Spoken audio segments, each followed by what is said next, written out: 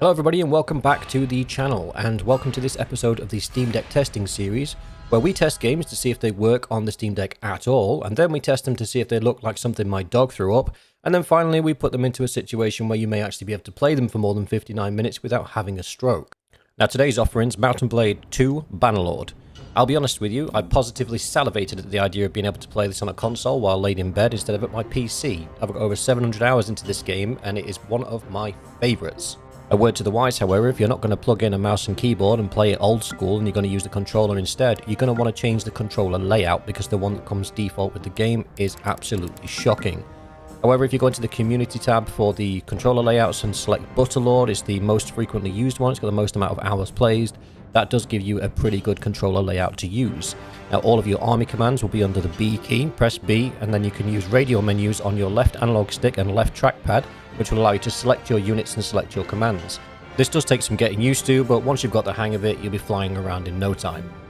Now we're going to pop into our options menu, and we're going to head into video options, and we're going to start a benchmark test. Now this will start a simulated battle, and it will zoom in, zoom out, and test some of the frame rates available to us under different loads on the GPU and CPU, and give us an average FPS scoring for our system's performance. Now I am going to fast forward through this battle, so if it looks like it's Medieval Warfare sponsored by Methadone, it's because it is. I didn't want to leave the whole thing playing on its own. The outcome basically is we are running between 50 and 60 frames per second on decent settings. So that answers our first question, will it run? Absolutely it will. It will run perfectly fine on anything up to high settings, and depending on how many frames you are willing to lose. Because it's an RTS game, frame rate is not really that important unless you're in multiplayer. So to pop back into our options menu, and then into the performance tab, you can see that I'm currently running the medium presets. I haven't changed any of these, this is literally just the medium overall preset. Now I want to show you both a tournament, so you can see some close-up graphics of a one-on-one fight, and also a big battle on the medium settings, and then we'll switch over to something a bit more interesting. As you can see, the dismemberment and character manager mods don't work on the Steam Deck. If you want me to show you how to put mods onto Bannerlord on the Steam Deck, leave a comment below and I'll do a separate video where we'll install Nexus mods, and we'll install some mods as well to make the game a bit more interesting. That's one of the good things about Mount & Blade Bannerlord, is there are so many mods out there, it's absolutely insane. And some of them are absolutely amazing. As the fight starts, you can see we've dropped below 60 frames, but not by much. We tend to stick in the low to mid 50s during the fight. You'll notice that a lot of these combatants in the tournament look similar. That's because they're all my companions. Unfortunately, as you get later on in the game and your companions become very skilled warriors, every tournament you'll find yourself fighting your own people. And unfortunately for me, my people are so well trained, they're a bunch of little crackheads. Again, mid to high 50s on the frames. We're not seeing much frame instability. The colours are looking good. The metallics are looking good. I'm not seeing any screen tearing. Overall, it's a pretty enjoyable showing.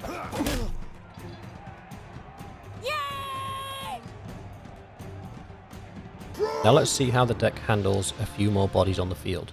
This is better, should be over 600 bodies on the field at a time. So as you can see, the deck really doesn't struggle displaying all the different character models. We're still at 56 FPS.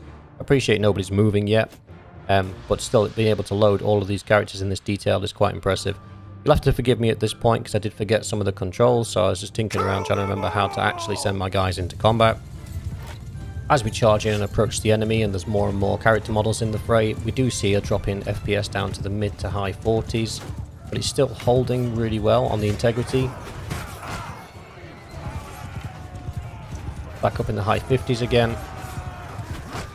As you can see, there's a hell of a lot happening on screen, yet we're still yet to drop below 40 FPS. There we go, 37 we dropped to. So in the thick of it, we're seeing high 30s. But if you look, the textures are still really good. I'm not seeing much ripping or tearing of the imaging. The level of detail is still really good.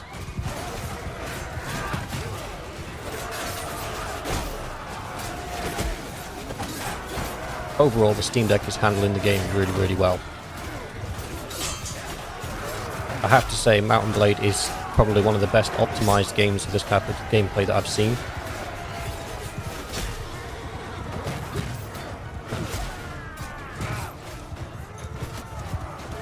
Okay, that's enough of that. Let's see how the deck handles it when we go to the high presets. So back into the arena, we can see we're starting out with 53 FPS, holding steady. There's not much variation in the frame rate. I am noticing a little bit of stuttering here and there, but nothing that's really obvious. What I would say though is the level of detail between medium and high isn't that different. So for the performance gain, I'd probably just leave it on medium if I'm honest. In the bigger fights where there's like 5 to 10 people at any one time around you, you'll see your frame rates drop to the high 30s, low 40s.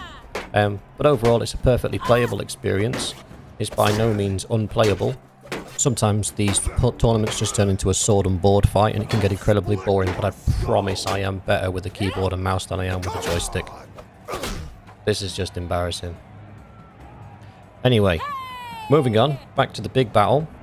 This is the same battle as it was before, we're just on the high presets, and you can see that we've started the fight on low 40s, early 30s on the FPS counter, so I'm expecting this probably to drop to the high 20s once we get into the thick of it. But let's see how it's going. I still look like Bambi trying to get these controls to work. I will master the joystick controls for Bannerlord if it kills me. In we go, we can already see dipping to the mid-30s, but it's not looking too bad. As much as there's a bit of blurring going on as the system tries to compensate for the lack of frames, it's not looking terrible. You can still make out the different characters, even though I can't hit the broadside of a barn apparently. There we go.